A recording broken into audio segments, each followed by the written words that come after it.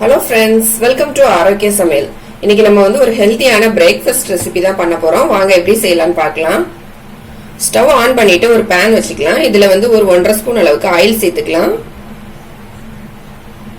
எண்ணெய் வந்து சூடான பிறகு ஒரு 1/2 டீஸ்பூன் அளவுக்கு கடுகு போட்டுக்கலாம். 1/2 டீஸ்பூன் ஜீரகம் போட்டுக்கலாம்.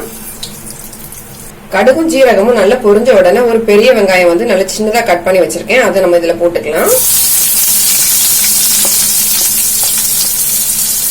வெங்காயம் போட்டுட்டு நல்லா மிக்ஸ் பண்ணிடலாம். வெங்காயம் வந்து நல்லா வதங்கணும்.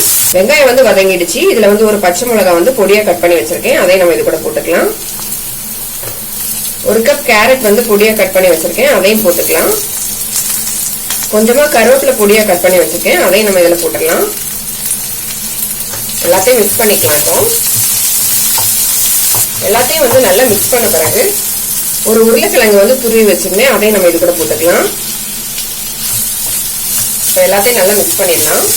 நல்லா சிம்ல வச்சுட்டு இதை வந்து மிக்ஸ் பண்ணிக்கலாம். நம்ம போட்டிருக்க இந்த காயெல்லாம் வந்து நல்லா வந்து எண்ணெயில வந்து நல்லா வதங்கணும். அதனால வந்து நம்ம ஸ்டவ்வை வந்து சிம்லே வச்சுக்கலாம். நான் காரத்துக்கு வந்து இதுல பச்சை மிளகாய் மட்டும் தான் சேர்த்திருக்கேன். உங்களுக்கு பச்சை மிளகாய் வேண்டாம்னா நீங்க மிளகாத்தூள் கூட சேர்த்துக்கலாம். நல்லா வந்து மிக்ஸ் பண்ணிட்டேன். இப்ப நம்ம போட்டிருக்க கேரட் உருளைக்கிழங்கு வந்து நல்லா வேகணும். அதனால சிம்ல வச்சுட்டு இதை வந்து நல்லா வேக வச்சுக்கலாம். இப்ப எல்லாமே நல்லா வெந்துடுச்சு. இப்ப நம்ம ஸ்டவ் ஆஃப் பண்ணிட்டு இதை எடுத்து ஆற வச்சிடலாம்.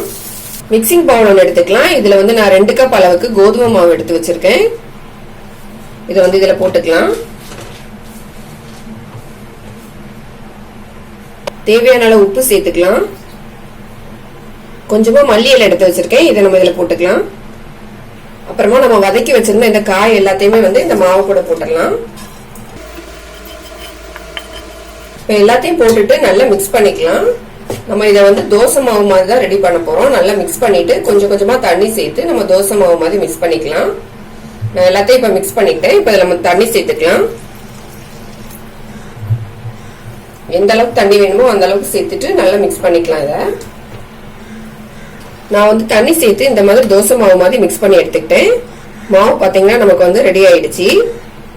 ஸ்டவ் ஆன் பண்ணிட்டு ஒரு பணியாரக்கல் வச்சுக்கலாம். இது சூடான பிறகு எல்லாத்துலயும் கொஞ்சமா ஆயில் சேர்த்துக்கலாம்.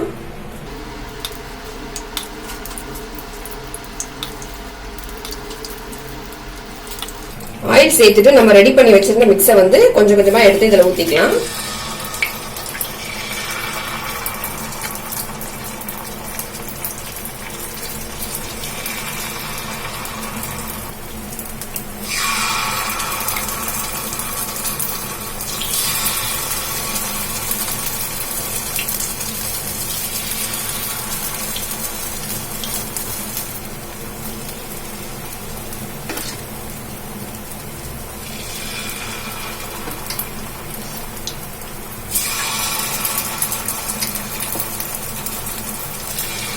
நான் வந்து எல்லாத்துலயுமே ஊத்திட்டேன். நம்ம வந்து ஒரு 2 நிமிஷம் இதை வந்து க்ளோஸ் பண்ணி வச்சிடலாம். இது வந்து நல்லா வேகட்டும்.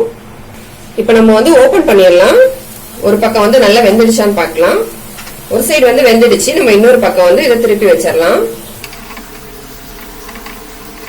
குழந்தைங்களுக்கு கோதுமை மாவு வச்சு தோசை மாதிரி செஞ்சு கொடுக்கறதுக்கு பதிலா இந்த மாதிரி காய்கறி எல்லாம் சேர்த்துட்டு இந்த மாதிரி குழிப்பணியார மாதிரி செஞ்சு கொடுங்க, ரொம்ப விரும்பி சாப்பிடுவாங்க.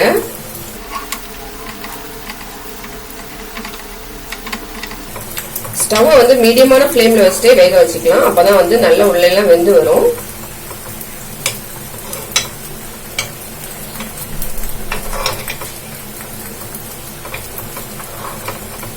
இன்னொரு பக்கமும் நல்லா வேகட்டும். நம்ம வந்து திருப்பியும் க்ளோஸ் பண்ணி வச்சிடலாம். இப்ப நம்ம வந்து ஓபன் பண்ணிடலாம். 2 சைடும் பாத்தீங்கன்னா நல்லா வெந்துடுச்சு. நம்ம எடுத்துடலாம். இப்போ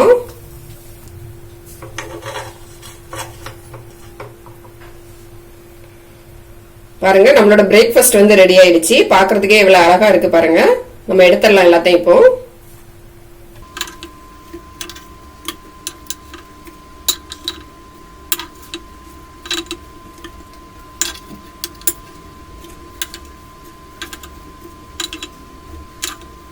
நம்மளோட பிரேக்ஃபாஸ்ட் வந்து ரெடி ஆயிடுச்சு. கோதுமை மாவு வச்சு எப்படி ஒரு சூப்பரான பிரேக்ஃபாஸ்ட் பண்ணலாம் அப்படிங்கறத பார்த்தோம். இதுல வந்து நிறைய வெஜிடபிள்லாம் சேர்த்திருக்கிறதுனால ரொம்ப வந்து டேஸ்டா இருக்கும். கண்டிப்பா ட்ரை பண்ணி பாருங்க. இந்த வீடியோ உங்களுக்கு பிடிச்சிருந்தா லைக் பண்ணுங்க, ஷேர் பண்ணுங்க, மறக்காம என்னோட சேனலை சப்ஸ்கிரைப் பண்ணுங்க.